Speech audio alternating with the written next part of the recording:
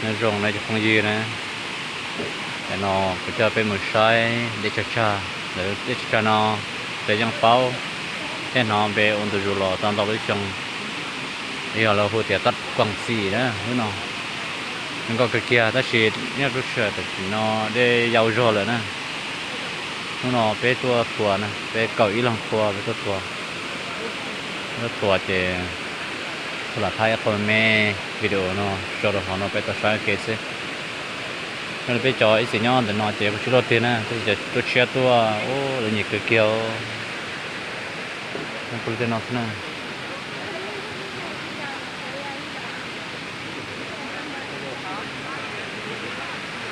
น้องไม่จอนักเรียนเนาะนักศึกษาเนี่ยมหาลัยแล้วย่อแล้วเป็น university นะนั่นแหละตัวศาสนาเนาะแล้วจงเกินนะ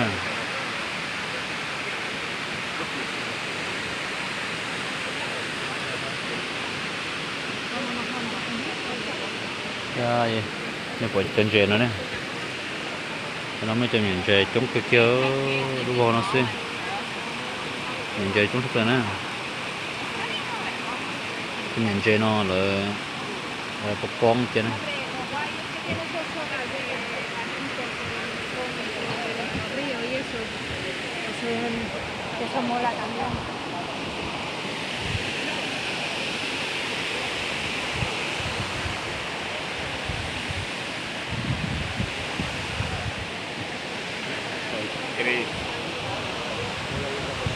Only finish here, right?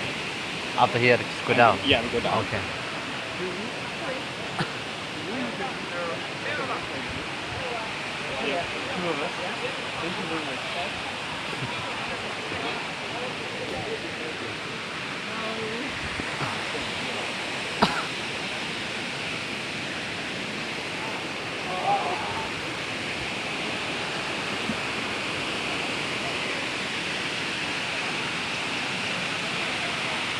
Today nó giờ lúc sau thì gì nên chúng tôi xem hay nó chỉ như giờ xỉ mà xuống sẽ cà phê thế nào nhớ là tôi xong họ lu cậu ít thì có thì nó để cho mẹ đi nó có tiền tôi xong ngon ha mà xong nó để chúng nó nữa xong nó để na chỉ lo na tụi mình gió cái gì xong nó rồi để nó lo chỉ tàu hàng nữa nhớ là cậu ít thì có thì nóซื้อđể nó mẹ của nó lạiถ้าฉีดสดๆตัวเด่นฉีดตัวตัวเด่นมีรอยนอสดๆเลย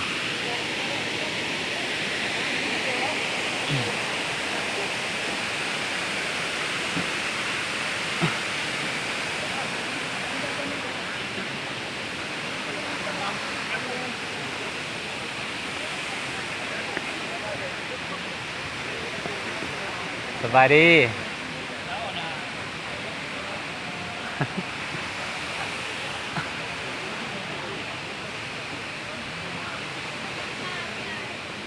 บ่ได้ย่างแล้วช่วงนี้มันคานแล้วบ่ได้ย่างแล้วทัศนะดิสบายดีอยู่น้องเด้เรื่อยๆเธอย่างโอเคตลอดเนาะโอเคเลยช่วงนี้ไอคานละไอเศร้าเลยเด้อ้าวสอยบัตรผ่อนแล้วยกเลิกบัตรผ่อนวันที่4แม่นละสบายดี11:01หลังจากนั้นไปใส่ต่อไปตัดกวางซีแล้วเราไปกินข้าวไปห่อสันเผาอ่ะห่อสันเผาอยู่อันนั้นนะอยู่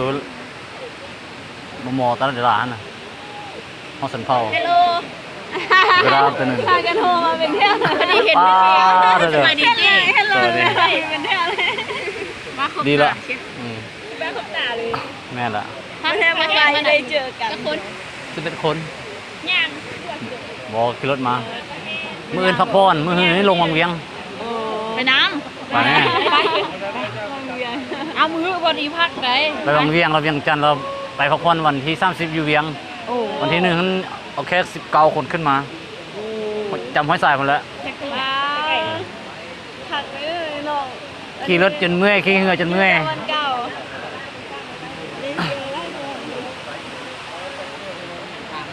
พยักงันไปวันใหม่นี่แหละจึง วัดซับ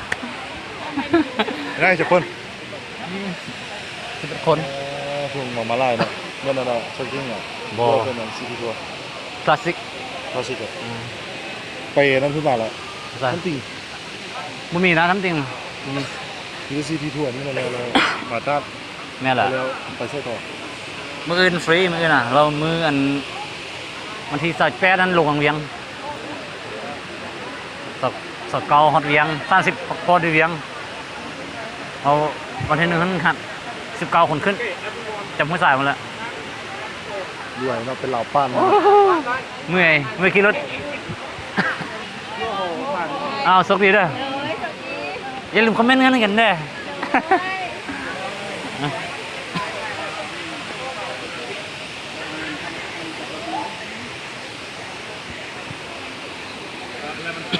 Any of you want to go up?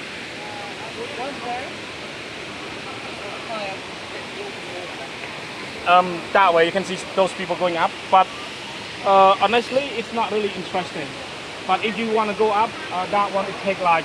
if you are really active, it takes another 20 minutes up and 20 minutes down, so it takes 40 minutes already.